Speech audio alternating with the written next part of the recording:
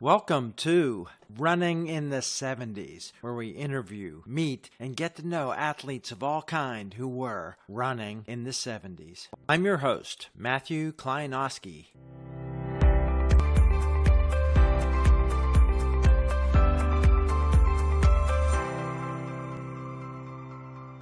Today on the podcast, we are staying north of the border in the true north with a Canadian record holder, an early starter during the 60s who broke a lot of barriers and went to a famous school in the States, Villanova.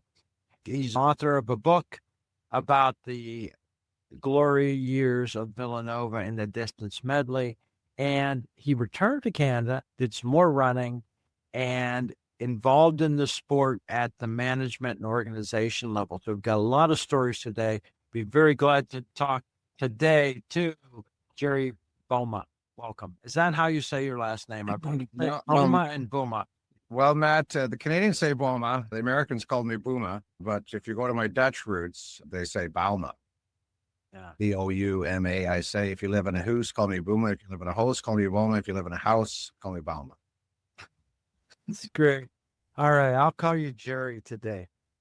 Jerry, I want to tell people all the way back from your origin story. Right. Just a little bit about your parents and how they immigrated to Canada. Right.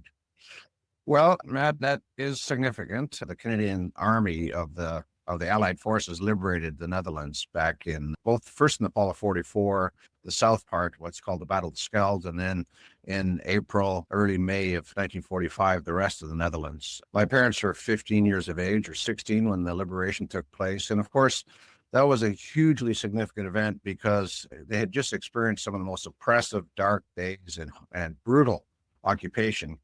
And then come along these Canadians, which they never even heard of the country, liberating. And they were struck by not only their ability as soldiers, but how kind and gracious they were. And the thing that really shocked the Dutch people to this day, not really understanding why would these young men, because they're 20, 21, 22, come and save us from our neighbors.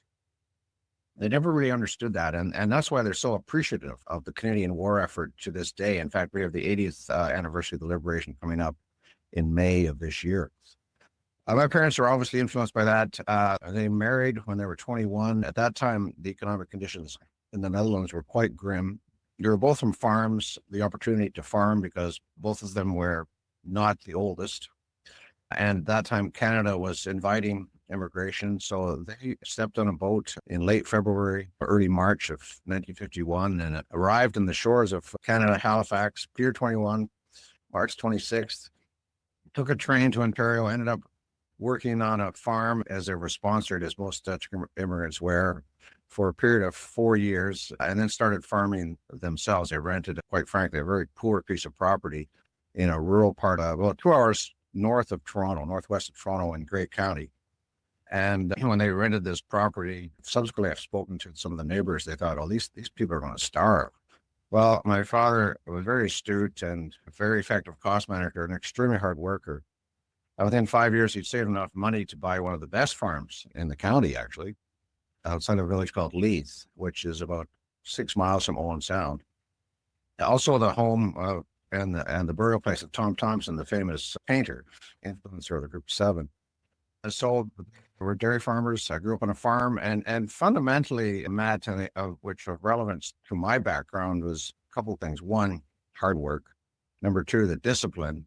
When you're on a dairy farm, your life is so structured and predetermined. You got to milk cows twice a day. You've got your spring seeding, your haying, your harvest. There's hardly a day when you already don't know well in advance what's going to happen. The other thing that I would say is that my parents, growing up during the war and growing up in a European country, had no appreciation for sports or sports culture.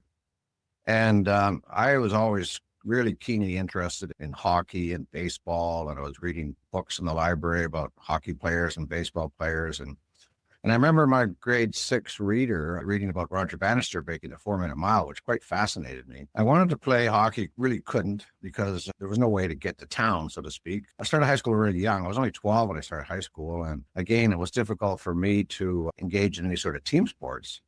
So I ran a little bit of track my first year, finished last in the 100. So nothing very aspiring or noteworthy there. I ran some cross country. Was like the fourth man or fifth man on the what was called the 15 and under group.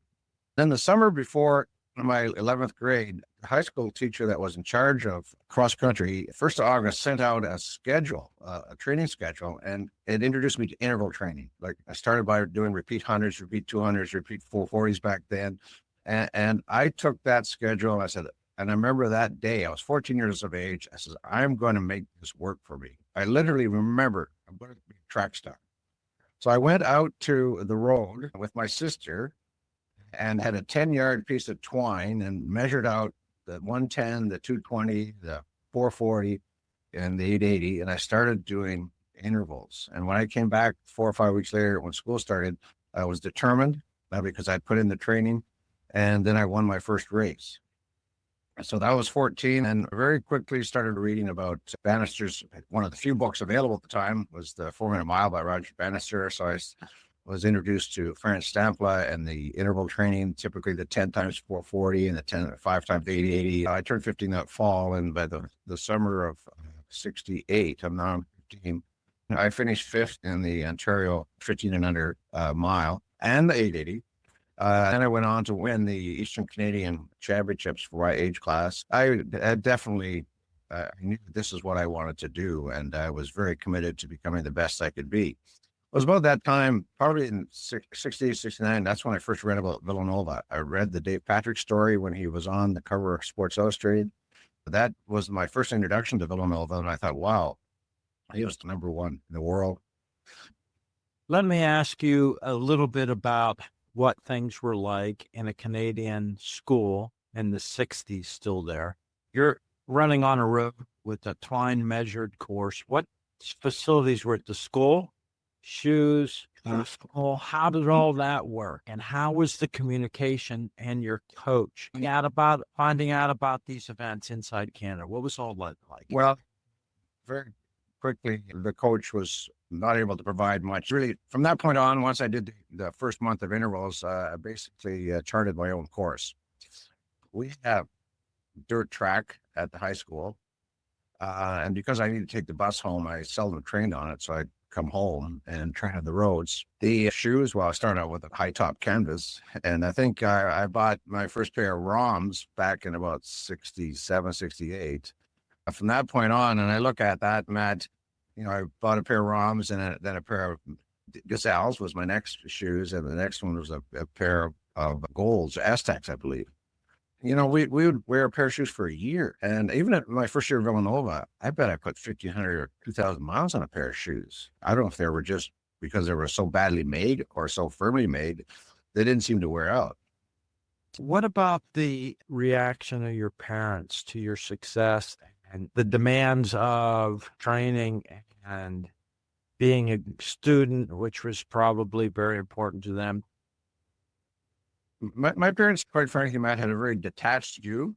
They focused on, I call it, feeding and watering us and clothing us and housing us. But what we did with our own time in the school, they may have shown some interest, but they never gave us any feedback. Fortunately, I was a good student, and then my athletic career started to unfold. No feedback. That was just part of growing up. So there was no support really, other than I will look back, and my father did allow me the opportunity to train, but I had a very limited amount of time, and that was probably one of my secrets because I couldn't overtrain. By the time I got off the bus, we had about a half-mile laneway. We had a long laneway. Did a quick change. I had about 40 minutes, maybe 50 minutes before I had to be in the barn to start helping chores. So that 50 minutes, I started doing a lot of repeat 200s. I'd read about Gerschler, the German coach that had trained soldiers in World War II, and he found that in 6 weeks of interval training using repeat 200s as the most effective way of getting people in shape. And somehow I came across that article and I started doing repeat 200s. And that was really probably the key to my really rapid progression, because I went from, like say, 430 to 420 to sub 410 by the time I was 17. And I look back at that, I was very young and very physically immature because no hair on my face, skinny, very boyish looking, but I'm running sub 410 on my own, no coaching, lots of training, but no coaching. And I really think if I had stayed in high school for another year and matured a little bit, I could have gotten close to 4 minutes just in what I was doing. What about the other runners, other coaches you encountered at these races? Did you have much interaction with them? Well, I was an intense listener, curious as to what people were doing. You mentioned about what sort of infrastructure was there in place. Well, you had the high school program, which was the local meet, the district meet, the larger district meet, and the All-Ontarios, the all-provincial meet. That was something that you naturally were exposed to. And when I turned 50 last summer, I joined Owen Sound had a track club. I joined that. There were a couple more runners, and I might get a chance to run with them once a week at the most. But that exposes us to the club system and introduced you to, again, regional meets, provincial meets, Eastern Canadian meets, national meets. That was very fortunate because at that time, the Legion was very active in supporting track clubs. And there were a number of clubs throughout Canada sponsored by the Canadian Legion, as was the club in Owen Sound. Of course, you started listening and learning. I was probably most influenced by the books I was reading, though, the Bannister book, and then what I read about Gershler were probably my two biggest influences. I kind of charted my own course because I had such a limited amount of time that I had to do something that was very intense and time effective. So that was the key source. And then, of course, the thing that was happening at the time, which I didn't really fully appreciate till I got to Villanova, was the influence of LSD, long, slow distance. And one of the reasons I wanted to go to Villanova was because the number 1 mile in the world, Marty LaQuarrie, was there. And I said, well, that's where I want to go. Unfortunately, I had the credentials to go there. And so what do? You do what the best runner in the world's doing. What would you guess was your self-directed training mileage your final year? And probably in high school, 35 miles a week. Mm-hmm. One long run and maybe 5 track workouts, or maybe 1 hill workout, 4 track workouts, and a longish run.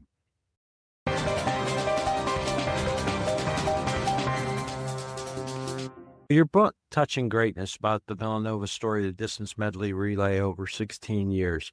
You go into quite a lot of detail about the training. We'll talk about that. Yeah. I got to tell you one thing about the book that I liked. My career was cut short by injury, but what thing that struck me, I was like, oh my gosh, I never thought about this.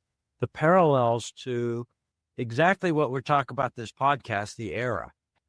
I went to a small college in Western Pennsylvania, Indiana. We had a field house, an old building.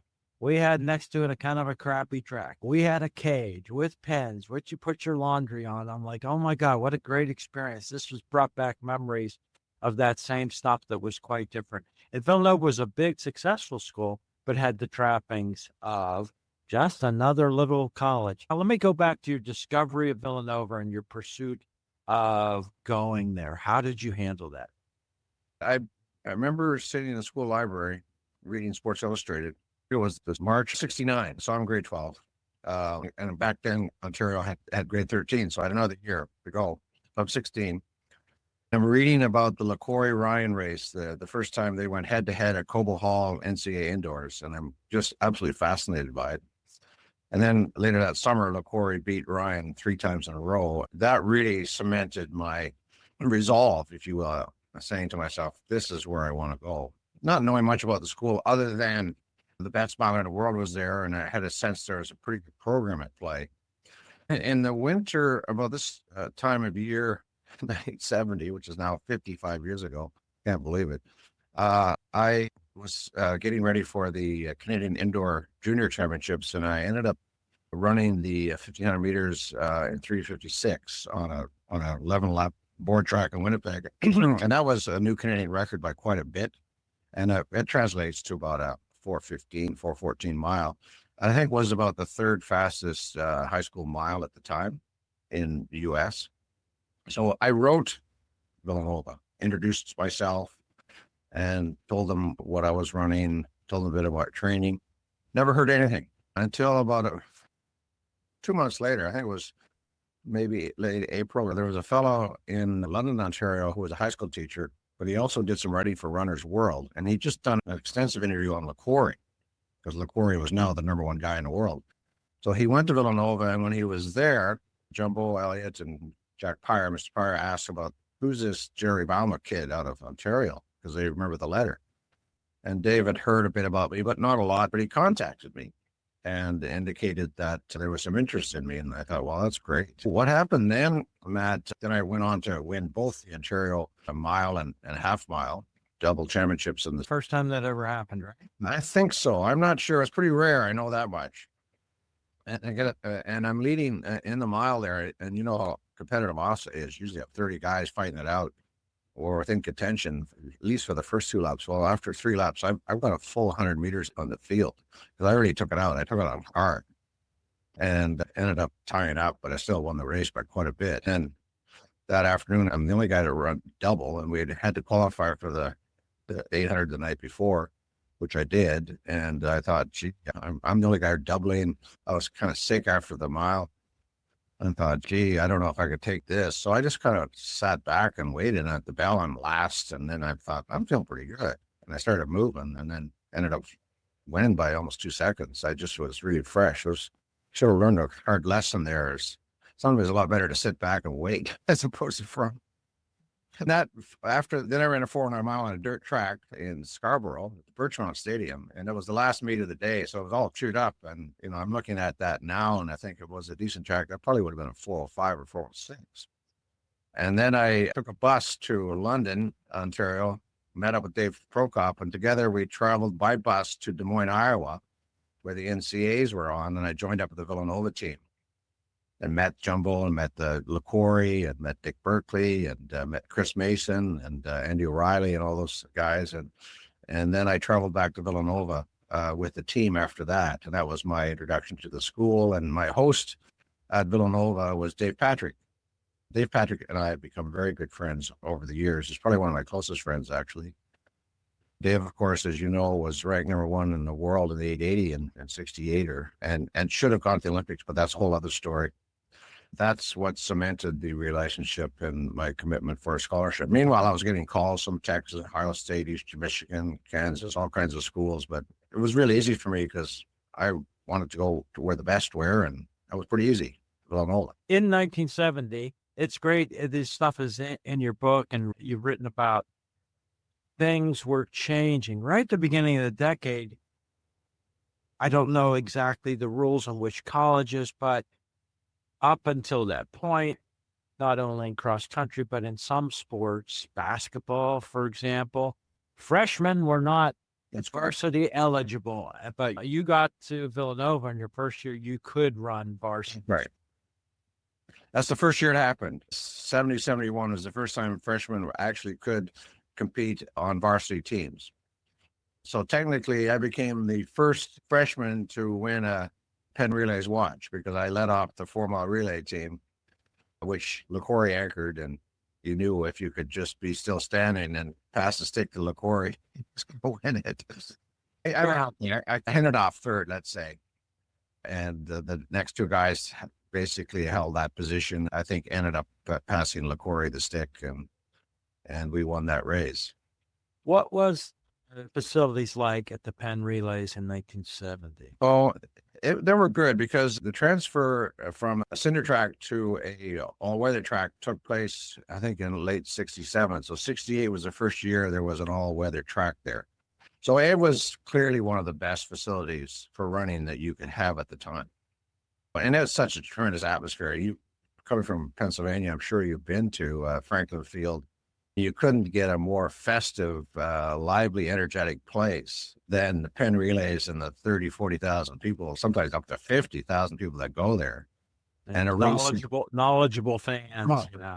And a nonstop racing, like race after race after race after race, because you have all these high school sections and junior college, and then the championships of America, which were the feature races.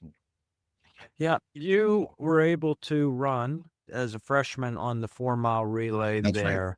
But let's go into getting to that season, the training and facilities of Villanova. It's fascinating in your book. You describe it. And of course, the famous indoor track set in the outdoors. Yeah. Set up and taken apart every year. Exactly. It would. It would emerge in early December. The main and staff were charged with putting this thing up. So it was straight away with a 11 laps to a mile track. It was like, banked, but not excessively banked.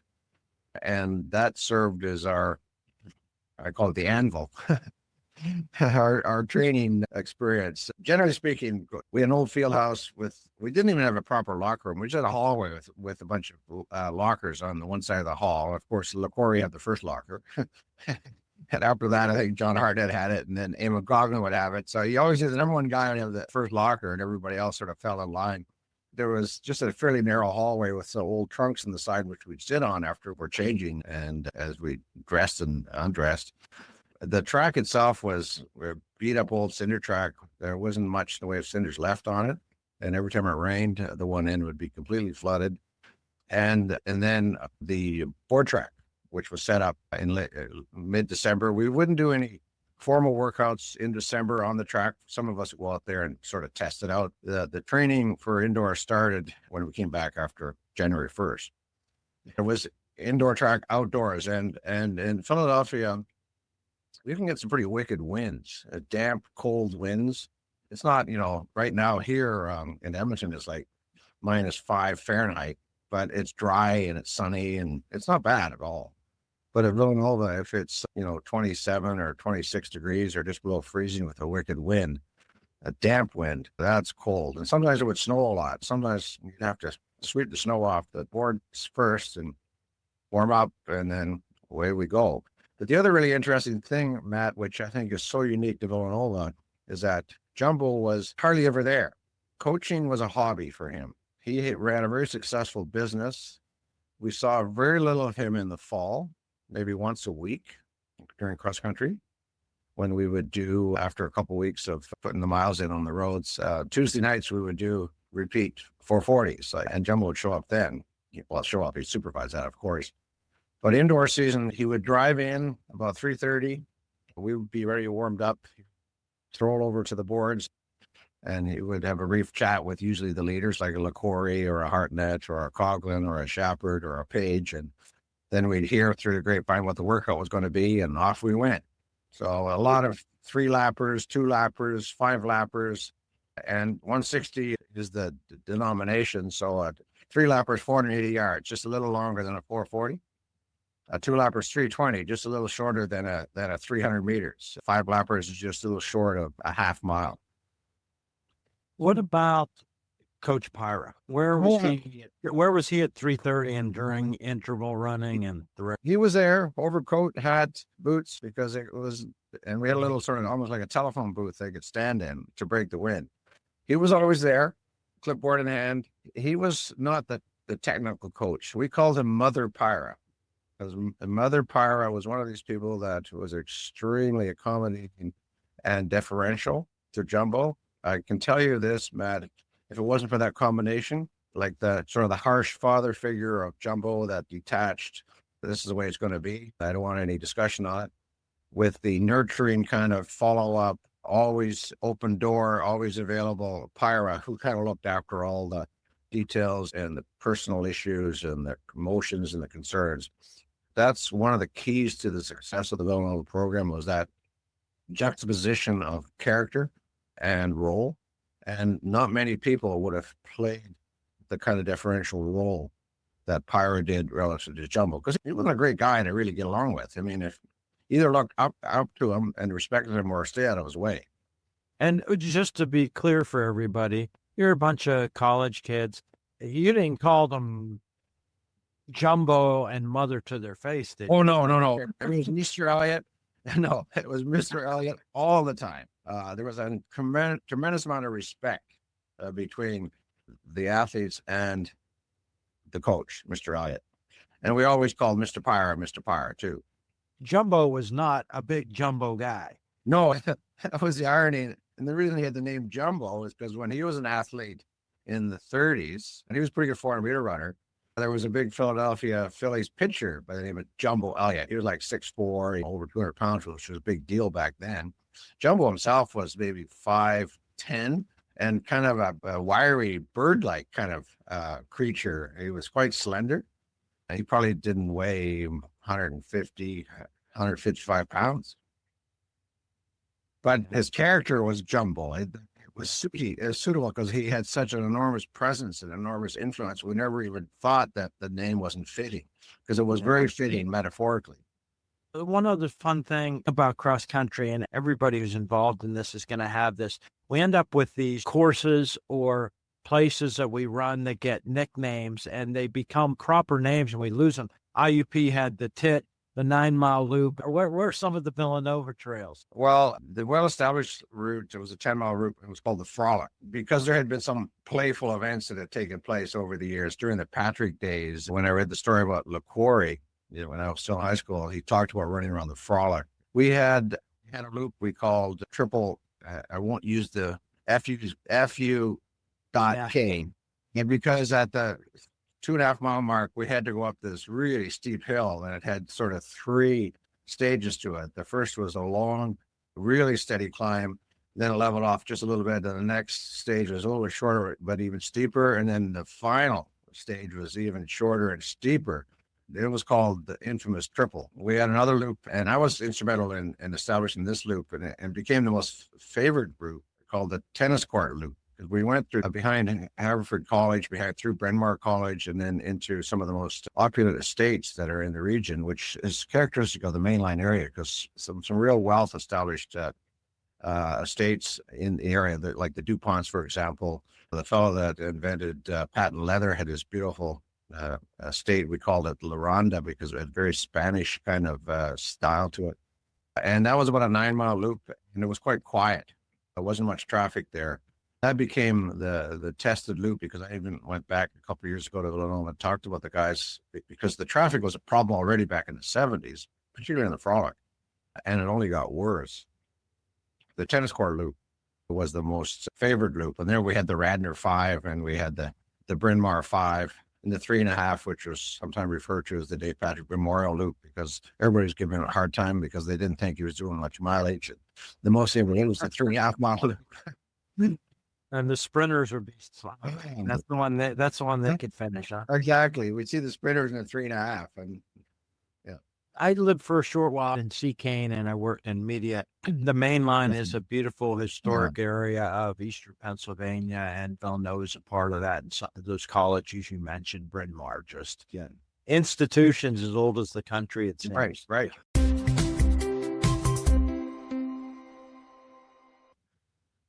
Let's talk about your integration with the program and how you took as an entering freshman with a great deal of talent and making it to one of the relays at the Penn Relays team. As you said, you were a good student. You were going to take it seriously. Talk about your freshman year and adjusting to that. And certainly not everybody's a great student, but I know it was a priority for Jumbo and get to the library and all that stuff to anybody struggling. It was hands off. It was just do the job if you want to be on this team.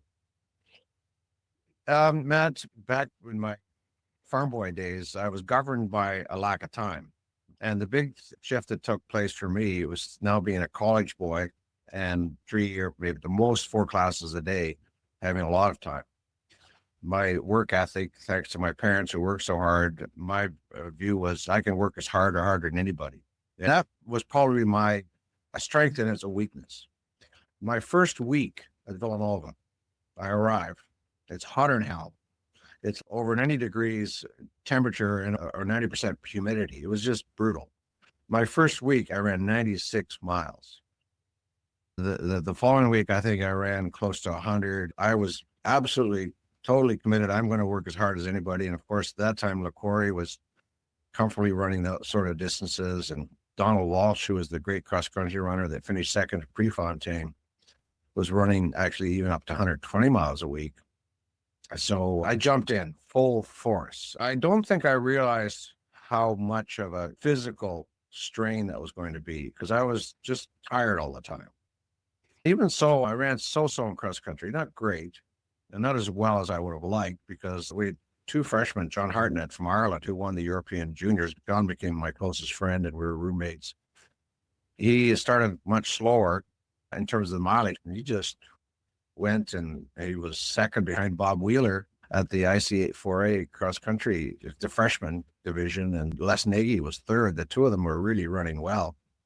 And I was struggling. I'm probably finished the top 40, and I was thinking I should be able to run with these guys, but I think I was just too friggin' tired. Then the indoor season, we were still doing 5-6 miles in the morning and then doing workouts like 10 times 3 lappers or, 15 times 2 lappers. And I'm running okay. I'm running like, 4:15 mile. I ran an 8:26, I think 3,000, which was pretty good time back then.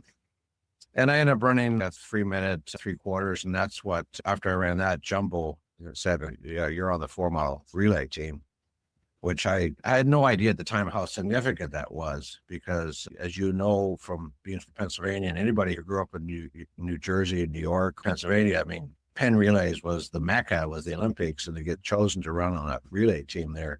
So there's all kinds of guys at Villanova who were just waiting to be picked. And here this skinny freshman comes along and gets picked to run on the 4-mile relay team.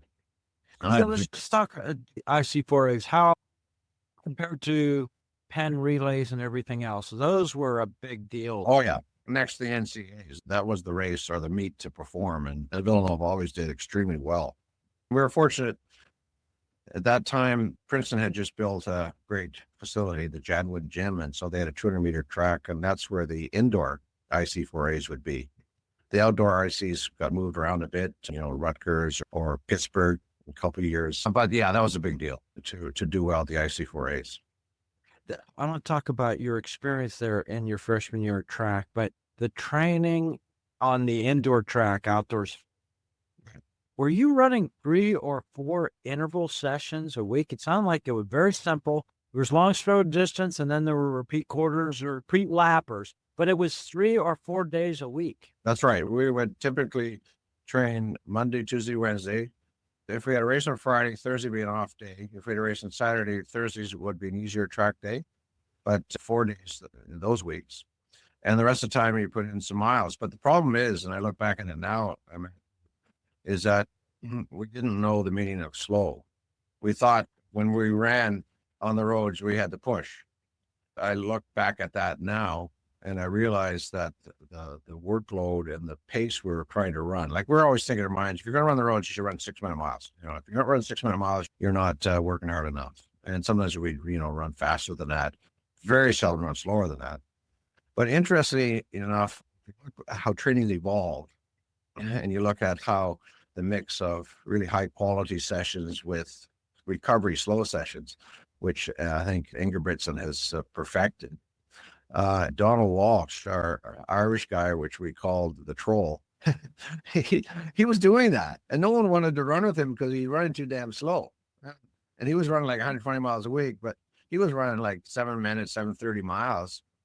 But he would have 2 hard efforts a week. One was the 20 times 440s, and the other one was the cross-country race. And those were his 2 hard sessions, and it worked beautifully for him. And I look back at it now, and I realize that Donald was putting in the miles and building that capacity, but he was doing it nice and easy. And some of us were out there, busting, thinking, well, we got to put it, Donald's wasting our time running with him. But had we done that, I think I would have run better. Let's put it that way. Not all one size fits all, but that's generally, most people are going to do better with that. Yeah, like you say, we probably think that way now.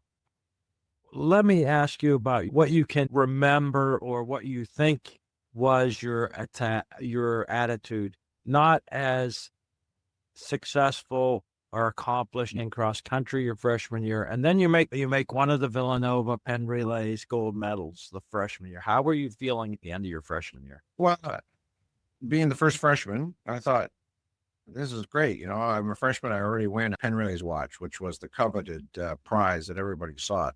So I thought, well, there's a lot more of those to come. Well, lo and behold, my sophomore year, I started noticing pain in my ankle just after cross country. I was starting to run pretty good cross country. I was 6th or 7th man, which was pretty good given that we had won the NCAA championships the year before. I would have to take some time off and run, and it would get sore again, and take some time off, get run, and get sore again. And finally, we went to get X-rays, and lo and behold, I got bone spurs. I got and most unusual situation. I had a bone spur on the base of the tibia and a bone spur on the talus, sort of like a stalagmite situation, which was tearing the tendon tissue around. And there was only one solution. That was full-scale invasive orthopedic surgery. That's what happened. That happened in February of 72. And then I'm in a cast for 5 or 6 weeks. And then the injury started showing up in November, I missed the entire indoor-outdoor season. I'm starting to run again in, say, April, May, but you're so out of it. And then that summer, I'm trying to put in the miles again, and I come back with a lot of pressure on myself, and I re-injure. The tissue was still pretty tender, and I re-injured myself after a track workout, and I basically missed the cross-country season. And then I'm running so-so in track. By that time, I'm really discouraged. I went from this really optimistic, I can be one of the best, I've got all the tools to be one of the best, to, oh shit, I don't know if I want to stay here, because of 2 years. And it's really demoralizing, because the guys you're running with are starting to really excel, winning championships, breaking 4 minutes, and you're struggling. How was school going through? Yeah, school always went fine. That was never a problem. Okay.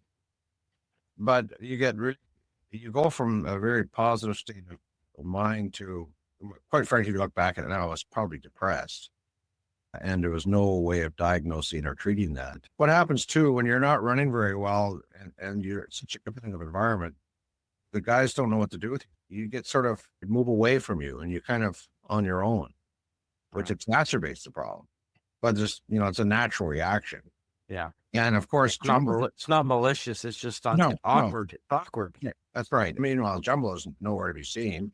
And Pyra, he's too busy looking after 30 other guys that are all got their own problems. It's pretty easy to sort of regress and try to solve everything. And being self-motivated, self-directed, self-coached, I'm naturally kind of the person that takes charge. You can kind of devolve into a pretty negative state. So my middle 2 years, and if I look back at what caused the bone spurs, let's go back to high school, doing those repeat 200s on the road. And on the what kind of was it? It was a paved road? It was a paved road, but there was a bit of a crown on it, and I would run down the right-hand side of the road on both out and back. And so my left leg, where the spurs developed, was always slightly cocked. And I think that had to have been the cause for those spurs. Yeah. One thing I can recall from your story is that things got much better. How did you become co-captain? Was your roommate? Right. Your roommate? Yeah. Well, I guess I just always maintained outwardly a positive state. And I came back my last year. I said, okay, I can remember that August before coming back going, man, I don't know. And I go back, and just the sky started opening. I just had a much better feeling. I met a girl that I really quite became attached to, and starting to run a lot better. And so I guess my natural ability to motivate and to lead came through, and that's what happened. What was the process of team captain selection? It was a vote. You were roommates with Hartnett? John Hartnett, yes. Yeah, John, just that year? How long you? We're supposed to be roommates our freshman year, but at the last minute, another Canadian sprinter suddenly arrived, and he was put with me. Could put the two Canadians together. So he was a very talented guy, but he didn't stick around very long. He made it to the end of the year, but we never saw him again. Then John and I were together the next year, and we were going to stay together all 3 years, but then we got moved to another dorm, single rooms. We were side by side. So for all intents and purposes, we're roommates from that point on. You got to run that senior year a lot of races, including which stage from high school through your years at Villanova? If you had to pick one distance, what were you best at? If I look back at it, Matt, my best probably run was 1,000 meters, and that was after I left Villanova. Yeah. I ran 1,000 in 1975. I ran 2:24, and that was the fastest time in Canada that year. I was really feeling good. I'd run a 4:05 or 4:04 mile indoors, and then I ran that 1,000, which came really easily. That would probably be the best run I had for my career. And you set several age group Right. Canadian records along the way. Did you have them all listed there when you would run a big race at Villanova? Were you? No. Or, You forgot completely about them. In fact, I forgot all about them until I was asked to submit a bit of a resume. I was inducted into the local Sports Hall of Fame. That won't sound. I was asked to put together my accomplishments. So that's when I said, I went through my mind. It's okay. Yeah. This happened. This happened. This happened. I had completely overlooked or ignored that when I was at Villanova, because you're a good runner, but you're in the midst of great runners. And so whatever record you might have had are pale by comparison to your teammates. were you attending Penn relays while you were unable to race? Oh, for sure. And with mixed feelings, because you're watching your teammates perform and do really well, and you're thinking, that's great, but man, I should be out there. So it was a really a set of mixed emotions, and you were fighting euphoria and depression at the same time. When I talked with Marty, he talked about the idea that when he left Villanova, basically no coaching from Jumbo. That's right. Pretty says not no interest. They had a relationship, but his view was you're here for 4 years and that's your career. That's right. Totally. At that time, once you graduated, it was pretty much presumed that your running career was over. And the first people to actually extend that and make a profession of it were people like LaQuarrie, followed by Dick Burkle, followed by Eamon Coughlin, Don Page, Mark Balger, Sidney Marie, all the people I just mentioned, Marcus O'Sullivan, were really high performers in college, but they could see a future because a future was in fact developing. There was prize money, there were sponsorships, there was opportunity to actually monetize your talents. Well, you had the ITU, the International Track Union, for a couple of years, which was a bit of a circus, and I don't think it really amounted to very much. But up until about the mid-'70s, there wasn't much in the way of monetary incentives. LaQuarrie got involved with Brooks Shoes and Athletic Addicts, so he was able to parlay his athletic reputation into advancing himself there. Eamon Coughlin, he had established himself as such a brilliant indoor runner. He was a kind of runner that New York, Philadelphia, and Boston, but New York in particular, came out in droves to see him run. If you look at the Irish diaspora back about 50 years ago, they were emerging as a force, and Eamon Coughlin was a symbol of what Irish people could do, and he did it brilliantly. So he was able to convert that and start to command appearance fees and prize money. He became probably one of the most successful professionals as a runner, and one of the first, actually, and one of the few, I might add.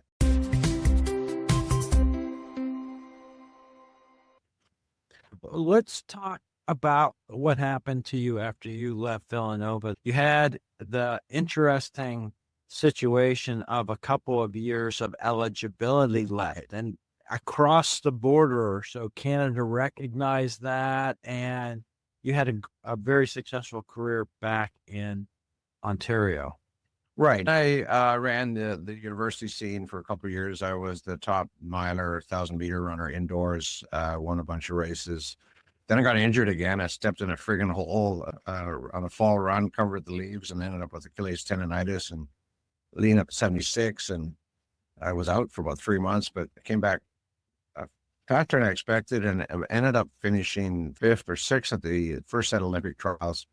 But again, I was 2 or 3 seconds out from being very competitive. Like you had to run 340, and I was running 343, 344, just not quite there. So in summary, Matt, when you asked the photograph you made reference to, and I think you said, "Is that you?" And I said, "Yes." And I was reflecting on that, and I would say I had a brilliant junior career and a pretty mediocre open or senior career. The odd flash of a national record here and there, but not sustained. And I was losing my drive and momentum as I was finishing my master's degree, thinking about getting a job, thinking about getting married. I realized then how much energy it takes to apply 8 to 9 hours intellectually, because I was in a consulting practice, And you can't sustain the kind of level of physical training when you're applying that much energy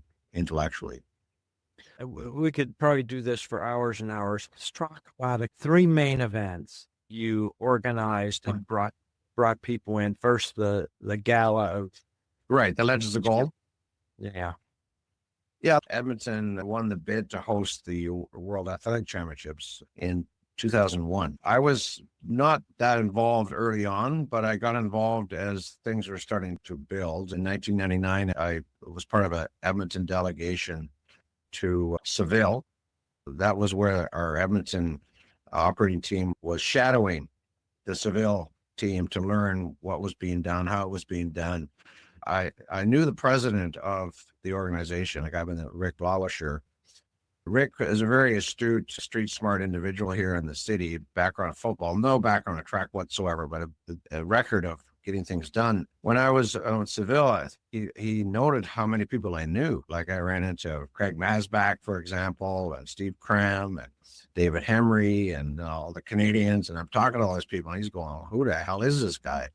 Cool. So when we were back in Edmonton, there was a British guy, and you would be able to relate to this. A guy by the name of Barney Baker, and he came from the British Public School, which is private school.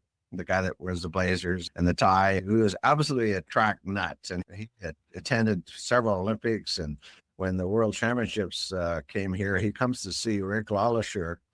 And he says, yeah, I want to do this big thing. You know, I want to do some sort of gala. I don't know what it is, but I want to do something. And Rick says, I know who you need to talk to, Jerry. And I was thinking, actually, Matt, of hosting some sort of Villanova and Friends event. So Barney and I got together and he talked about his vision of having this gala event, and he wanted the top 50 historic track and field people all together and 1,500 people with the Edmonton Symphony and a high-profile MC. I said, okay, Barney, you put on the circus, I'll bring the livestock. The first person I called was Eamon Coughlin. I said, Eamon, what do you think? Do you think if we invite you and your family, all expenses paid for an event like this, do you think that would fly? And he says, oh, yeah, absolutely. So off we went. I was able to recruit. We had an amazing cast of athletes like Frank Shorter and Joel Benoit and Kip Keinel. And would you believe Herb Elliott, who everybody wanted to meet because Herb disappeared off the scene after he was 22 years of age. Peter Snell, Sebastian Coe, he was here, of course, as part of the IAAF at the time. We had Sergei Bubka, we had Harrison Dillard and Wyoming Tice and Dick Fosbury. It was really a who's who. Another Ukrainian, Valerie Borsov, yes. Sprinter. So it wasn't just distance runners. No, it was people recognize jumpers in there. Yeah. We had Ralph Boston. We had commitments to have both Bannister and Landy there, but then Landy got appointed governor of Victoria, and he said, I can't come. And Bannister was already, I think, showing signs of physical health issues, and he didn't want to travel, so he didn't come.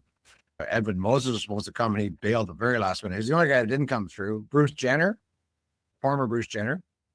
And well, it's interesting how many people you knew. There's pretty much everybody you hadn't met by then.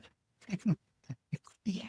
It was a fantastic event, and it was a real gala. And some people say it may have been the best athletic celebration ever because of the caliber of the athletes that were there. And when we introduced them, for example, for the evening, we had the symphony playing. When we introduced Dick Fosbury, we had actually a high jump bar on the door at 7'5", wherever he jumped, he comes in through that. And then Sergei Bubka comes in the other door where the pole vaults, his world record pole vaults.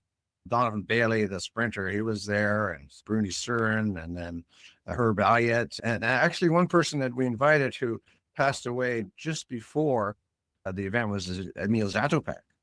But his wife came. She was also a gold medalist. Yeah. And I actually escorted her in. She was the last person in, and we had black and white footage of Emil winning 5,000 in Helsinki. The one where Chattaway Falls. I don't know if you ever see that race. But we had Vivaldi, the music playing in the background, and the place was literally in tears because it was so emotional.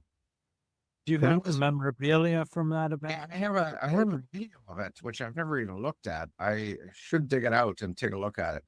So it was a fabulous event. I don't know if there's copyright on it, but that would be a really nice thing to share with everybody. Yeah, it would be. Let me see what I can do. At my table, I had Mr. Pyre, Jack Pyre and his wife came up for this, and I had Frank Shorter at my table. And I'd met Frank before through Marty LaCorey, and we just got on really well. He's very funny, articulate, and we had a lot of fun. But then 2 nights later, I did organize a Villanova and Friends event. I rented a pub, and I invited people from the Irish diaspora who I know here in the city. And at our event, we had Mr. Pyre and his wife, and it was his birthday. So we made it sort of a birthday celebration. But Eamon Coughlin, Craig Masbach, John Hartnett, Frank Shorter, Sebastian Coe, his wife, and Nikki at the time. It was just a fabulous environment. It was just such a great atmosphere. It was one of the best parties ever in my own experience, because it was such a positive spirit. And that night I stood up and told some stories, Villanova stories, and I told the story about Eamon Coughlin and his prowess. And I told John Hartnett, of course, he ran 354 mile in his junior year. The night Dave Waddle and Steve Prefontaine were going to go for the world record. Here's John at 2-miler, cross-country runner, runs 354. I told the story about John, Jesus Spy from Ireland. He was putting the miles. And I told everybody about the famous 5 frolic weekends. John would run the frolic on a Friday night, and then he'd run 2 frolics on Saturday and 2 frolics on Sunday. And this is at the 9-mile mark. We also had a very famous point, and it was called Mount Fuck. And I says, yeah, John was out there in the weekend. He got 5 times again, and the place was just roaring. John said that he's very sheepish and shy, but it was just hilarious. Of course, we celebrated Mr. Pyre and his birthday. Craig Masbach stood up and said a few words, and Craig tells this great story. It was a 2-mile relay at the Philly Inquirer games, and Villanova and Princeton were going head to head. I think it was 74 or 75. Craig was anchoring the Princeton team, and Eamon was anchoring the Villanova team, and they got the stick. I think Villanova slightly ahead, but Craig was pretty good runners, And Masbach, he remembers his voice, Ken Shepard, who was the voice of Villanova and the heart and the soul, actually, great super guy. He's yelling at Eamon, don't worry, Eamon, it's only Masbach. And Masbach heard that, and then like 50 years later, it was so shocking to him, but it still rings in his mind that it's only Masbach. Fantastic. Let's talk about your book. But what was the process of doing it? Of course, it's the 16-year winning streak of the distance medley relay at the Penn Relays by Villanova. Right. Touching greatness. I know it fascinated you. At what point did it become a thing? After how many wins? Subconsciously, I always felt I never contributed to the program the way I thought I should and wanted to. So I left Villanova with this sort of sense of emptiness. And it was one of the saddest days of my life, Matthew. I literally wept because I knew the 4 years that I had was special. I came with such great promise and dreams, and I was leaving and didn't really happen. And that part of my life was over. It was a very sad day for me. And going back to a place where I grew up, but, I literally went from a place where no one knew a single person I went to school with, and where I went to school, no one knew a single person that I grew up with. So it was 2 totally different worlds.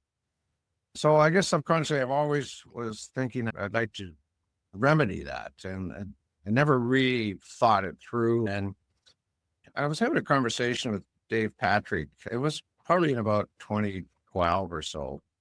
He told me about his experience and the fact that he and Charlie Messenger came to Villanova at the same time. They were high school teammates, and they're both very good runners. Dave was the top miler, and I think Charlie might have been the top 2 miler in the U.S. that year in high school from Baltimore, from the same school, and they both came to Villanova. And they were freshmen, of course. And at that time, freshmen weren't allowed to compete with the varsity. And so because of that, there was always a sort of separation. And it really dawned on me that the culture that I experienced and that we were part of and that we passed on had to be very much influenced by that Patrick Messenger relationship. Because of that friendship they brought into Villanova, they created this centrum of friendship and camaraderie with the freshmen, and that carried right through the Patrick era.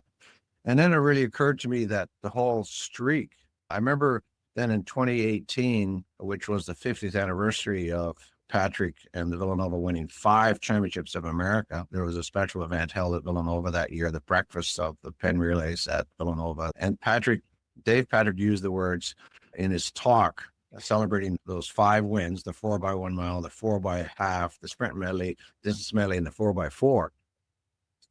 He talked about the greatness, and he said, touching greatness forever together. And I wrote it down, and I never really thought about it too much until I started looking at the idea of writing a book.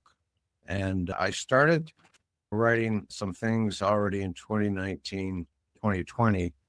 Then COVID hit, and then I was called to be an interim CEO for a company for a period of time, and I put everything aside. Then in 21, I said, okay, now is the time to get at it. So what I did then, did a bunch of research. I'm fortunate to have a good memory, so I didn't really have to do a lot of research because a lot of it's just locked up in here. But I decided I would need to interview all these key people. And of course, by that time, my original thought was to start in the Eastern Seaboard, go to Florida, start with LaQuarrie, visit Ken Shepard, move up to North Carolina where Don Page lives, and then Patrick lives in Washington, and then Philadelphia area, Marcus and John Hartnett and John Burns. So that was my original thinking. But of course, COVID made it possible that Zoom became the acceptable medium. And I thought, shit, I don't need to travel. I can connect with people this way. So I did a whole series of interviews and used that. And I sat down with a really good friend of mine, Jim Dennison, who had run at Fordham and was a pretty good runner. And he knew all about Penn relays because he was from New York, Scotch Plains or White Plains, one of those places in New Rockdale where Ronaldo Nehemiah comes from. And he, of course, New York, the whole high school system is so competitive and Penn relays. And he'd written a couple of books. He'd written a book on Haile Gabriel Selassie, the greatest. And he was a prof here at the University of Alberta. He'd done his PhD at Illinois, I think it was. And we got to become great friends. And he helped me kind of think through the structure of how I should go do it. The thing I really remember about Jim is at the end, you got to keep the plate spinning. Keep the plate spinning. When you get to the end of a chapter, set it up in such a way that you want to read the next one, which I think I did. But Jim, unfortunately, he picked up this really strange skin cancer and he passed away a year ago. And he's 62 years of age and just suddenly gone. To answer your question, I really got into it the fall of 21 and it came together really quite quickly. The spring of I think I was done. I had it written within 3 or 4 months and then go through the process of editing it.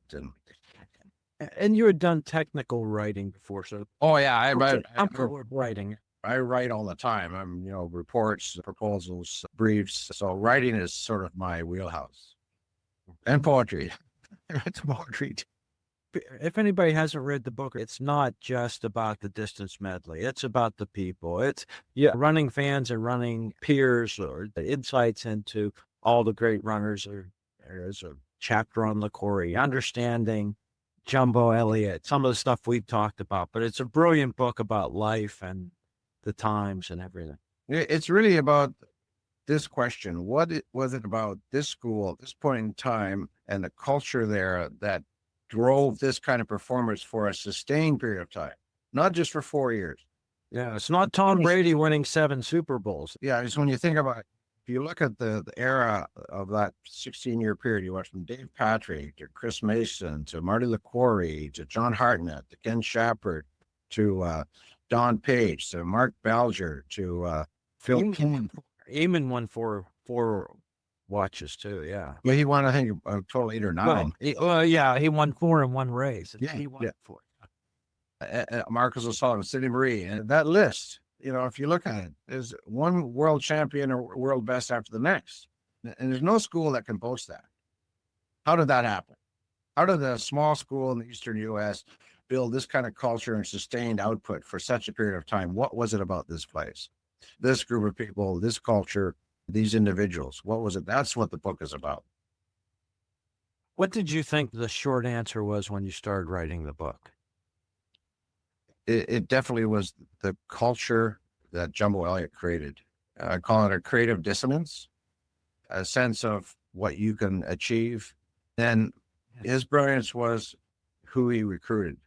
He recruited athletes that were leaders, self-motivated, had a physical structure that they could move easily from the half mile to the mile.